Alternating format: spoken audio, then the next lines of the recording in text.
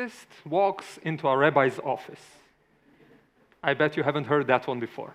But this is actually how my story begins. I was doing my postdoctoral research at the University of Texas at Austin, inventing ways to store renewable energy. And I went to the local rabbi to get some advice. Now, this was a stressful time for me. My research was going nowhere. I was quite frustrated. I kept asking myself, will I ever do anything creative with my science? How to know if I'm creative? What is creativity anyway? While waiting for the rabbi, I was flipping through a book, and there I saw something amazing, something that changed my scientific career and the way that I work with students in the lab. It was a 200-year-old book on Hasidic Jewish philosophy, but it was describing the stages of the creative process. Yes, a process, not a single flash of genius, but a process, a creative journey. I bet you know this myth of creativity as a single flash of brilliance, a eureka moment that changes the world. Take one of the classic stories of creativity, Alexander Fleming. You've heard this before. A microbiologist goes on vacation without washing his dishes. He comes back, he sees that the microbes have proliferated in all of the dishes except for one. And in that one dish, there is a mold. Here comes the famous creative flash. Fleming looks at that dish and realizes that something in the mold is killing the microbes. Ta-da! Antibiotics are invented. This is not what happened.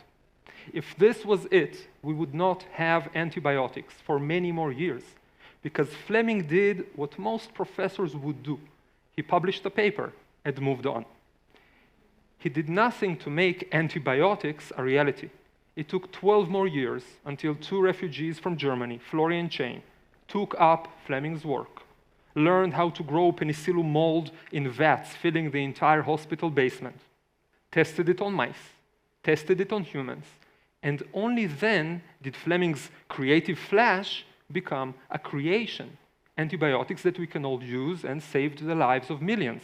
Because a chef does not make a dish in a single flash of genius. A composer does not compose a symphony in a single eureka moment. Creativity begins with a spark, that's true, but real creativity is bringing your entire creation to life.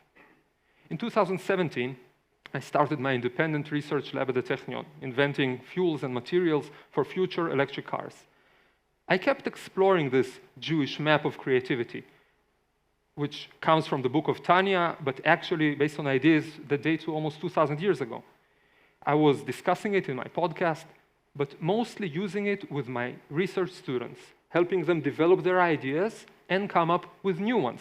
So, what happens to an idea when it comes to mind? First, we have the aha moment, as if the entire room is illuminated for a brief second. This is called wisdom, chokhmah in the map.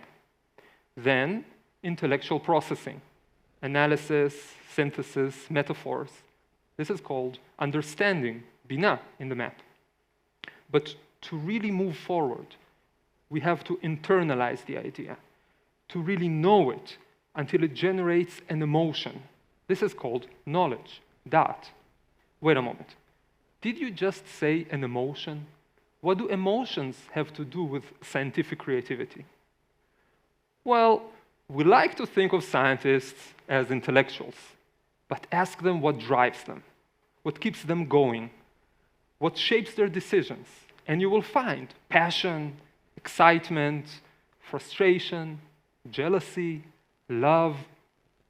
Creativity is much bigger than an intellectual game. We must involve our emotions, develop the right attitudes.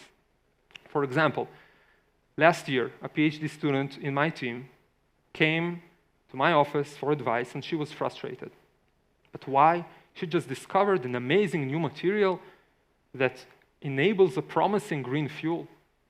But her discovery opened 1,000 new directions, and she had mixed emotions about them: fear, curiosity, uncertainty. It was clearly not an intellectual bottleneck. We had plenty of fine ideas on what could be done. It was an emotional one. How should she set her heart towards these new research questions? So in the emotional section of the map, the first stop is called kindness. And the kindest mathematician that ever lived was probably Paul Erdős. He published over 1,500 research papers, but was basically homeless for the last 50 years of his life. Paul Erdős would appear at the doorstep of a fellow mathematician and announce, "My brain is open." That meant, "I'm willing to work on any math problem you offer." He would live in that house for a week or two, work on any math problems they had, suggest new directions, and fly out to the next destination. Mathematicians loved his visits because Paul Erdős was kind to any idea that came along. His brain was always open. And it makes sense, because you never really know which idea is going to hit off, so you might as well open your heart and your mind to anything. Okay, my student is asking, so is this what we should do? Should we just fire randomly in all directions? Wait a moment, we have more stops on the map to go through, more of our own powers to calibrate. The power to balance kindness is called might. Might is the power of focus. Interestingly, so much great mathematics was historically done in jail. Take Jean Leray, a French mathematician who was captured by the Nazis and wanted to hide his expertise in differential equations to avoid being drafted to the Nazi war effort. So he told them he's working on the most useless, inapplicable topic he could think of, algebraic topology. Amazingly, in those few years, he did his most brilliant work. Thanks to those few years of his in the camp, we now have computer tomography, medical imaging, cryptography. Limits help us focus. And Jean Leray was in a double squeeze, his body in a prisoner camp and his mind in this seemingly unimportant field. Might is the power of limits that help us drill deep. All right, my student insists, so now I know I have both options, or both powers in me, but what are we actually going to do? So this talk is too short to talk about all the stops on the map. It's too short to discuss the importance and dangers of beauty, the importance of collaboration, of mentorship, of ambition. But the power to balance between expansion and focus, between kindness and might, is called harmony. And this map illustrates beautifully where this power comes from. It comes from being connected to the very top, the crown, Keter. This is our overarching goal, our ultimate purpose. So now my student is trying to remember, what did she set out to do?